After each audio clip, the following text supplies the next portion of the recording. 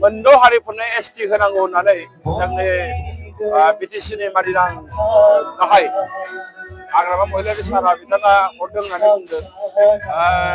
जोङो मिजिंथिदों जे बिथांमोना हरदोंब्लाबो बेखौ थाबैनो उइद्र' खालामो। मानोना जों बे मोनद' हारिखौ मालाबाबो एसटि जानायखौ लुबैयाखै आरो बे जुदि एसटि जायोब्ला जोंनि इयुन जोलैया ओरैबायदि माखासे जेंनाजों मोगा मोगि जानांगोन। नोङो साख्रि बाख्रिखौनो होन, नोङो एडमिसनखौनो होन, नोङो मेडिकेल साइन्सआनो होन, नोङो इन्जिनियारिं कलेजआनो होन, गासैयावबो जोंहा एडमिसन मोननाय नङा।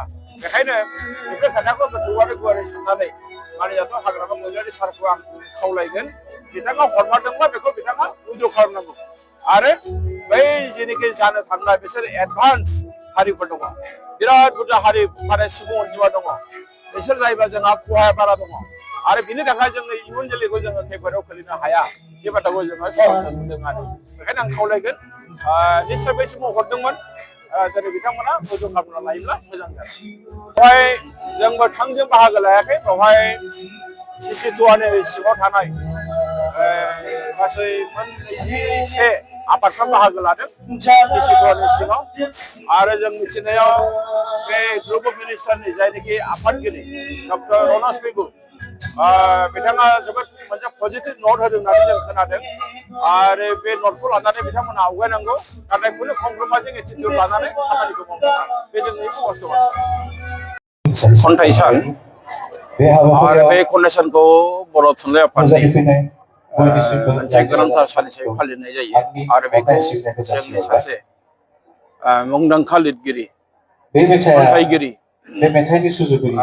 बिथाङा बर' थुनलाइ आफादनि सासे आगुनि आफादगिरिमोन आरो बिथाङा साहित्य एकादेमि बान्था मोनगिरि आरो बेजों लोगोसे बिथाङा टेगर बान्थाबो मोनगिरिमोन।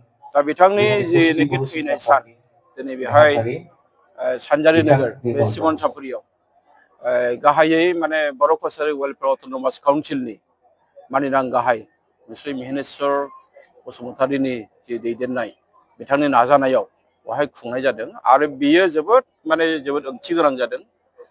माने गोबां फरायसा फरायसुलिया बेवहाय बाहागो लादों। आं बेवहाय फैनानै गावखौनो जोबोद गोजोननाय मोनदों, खाफाल गोनां होननानै सानदों आरो मिजिंथिदों बे हाबाफारियाव बिथांनि ब्रजेन्द्र कुमार ब्रह्म सारनि जि मावलांनाय, बिथांनि सोरजिनाय, बिथांनि सानस्रि, बिथांनि सान्थौ बेखौ बेवहाय सावरायनाय जादों।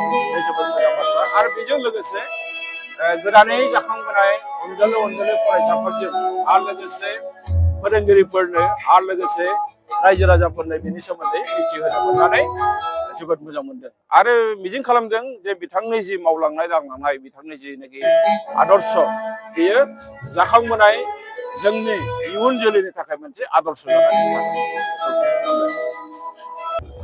जोंना बेवहाय स्पष्ट बर' थुनलाइ आफादनि स्टेन्डआ भेरि क्लियार, होनो मोना, बिसोरखौ माब्रै होयो बे सरखारनि बाथ्रा, नाथाय जोंनि जों जायखौ मोनबोदों बे खाबुआ खानाय दोंसेजों समानबो खहा जादों।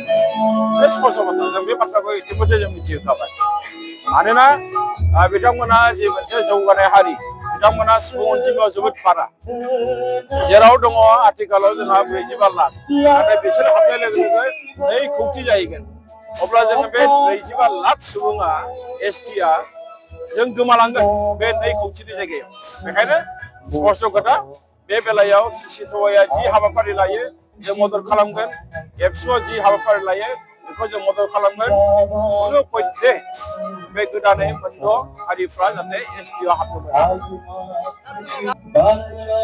जोंनियाव लिरग्रा गोबां दं, नाथाय फरायग्रानि आंखाल। जोङो लाइमोनफ्रादि दिनै थुनलाइ सोरजिदों, खन्थाइ, रायथाइ, सल', सुंद' सल', थुनफावथिना आदि लिरदों, बे जोबोद मोजां बाथ्रा बियो। दिनै जोंनि राव थुनलाइया गोबां जौगाबाय, दिनै हारिया गोबां जौगाबाय, नाथाय जेंनाया फैदों फरायग्रानि आंखाल।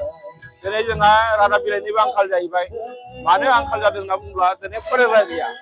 मानोना जोंहा फरायग्रा थाबासो बेफोर बिजाबफ्रा ओंखारगोन। दा फरायग्रा गैयियावनो बेफोर लासैनो जोबलांगोन। आङो जायफोर लिरदों गोदानै जाखांबोनाय अनजालु फरायसाफ्रा, बिथांमोननो साबायखर बावदों जे बिथांमोना लिरबाय थाथों आरो बिथांमोना बिजाब सेबखांनांगौ दङब्ला बिथांमोना जुदि सेबखांनो हायाखैबा जोङो बोरै हायो थुनलाइ आफादा बिनि बेलायाव जों नाजागोन बेखौ आं खोन्था